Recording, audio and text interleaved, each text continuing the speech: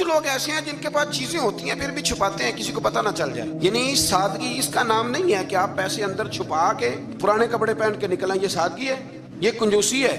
हुजूर सल्लल्लाहु अलैहि वसल्लम ने एक शख्स को देखा था कि फटे पुराने कपड़े पहने हैं, तो हुजूर ने आवाज दी, फरमाया तेरे ऊपर तो बड़ा फजल है अल्लाह का। तो फरमाया अच्छे कपड़े पहना कर, रब करीम जब नेमत देता है तो असर देखना पसंद फरमाता है। अच्छा, हमारे यहाँ लोग सादगी किसका नाम रखते हैं, करोड़ों रुपया बैंक में पड़ा है तो सादगी ये कपड़े नहीं खरीदने, ये सादगी नहीं साहब, ये कंजूसी है। सादगी तो ये थी कि आप वो सारे पैसा खैरात कर दें, फिर पता चलेगा कि आप सादे हैं। और ये भी फरमाया इस आयत में कि नमाज के वक्त जीनत हासिल करो, अच्छे कपड़े पहन के नमाज पढ़ा करो। मैं दोस्तों को कहा करता हूँ कि मस्जिद की टोपी पहन के यहाँ तो वलीमे पे भी जाके दिखाओ ना, तो वहां तुम जाते नहीं तो नमाज पढ़ने कैसे आ जाते हो। तो ये ट्राउजर शर्ट पहन के यहाँ तो तुम शादी के साथ भी जाके दिखाओ, तुम्हारा पता चले। तो अगर तुम शादी की तकरीब में ट्राउजर शर्ट के साथ इन कपड़ों के साथ नहीं जाते तो फिर तुम नमाज पढ़ने कैसे आ जाते। लोगों की महफिल में जाना पसंद नहीं करते तो अल्लाह की बारगाह में कैसे पसंद करते।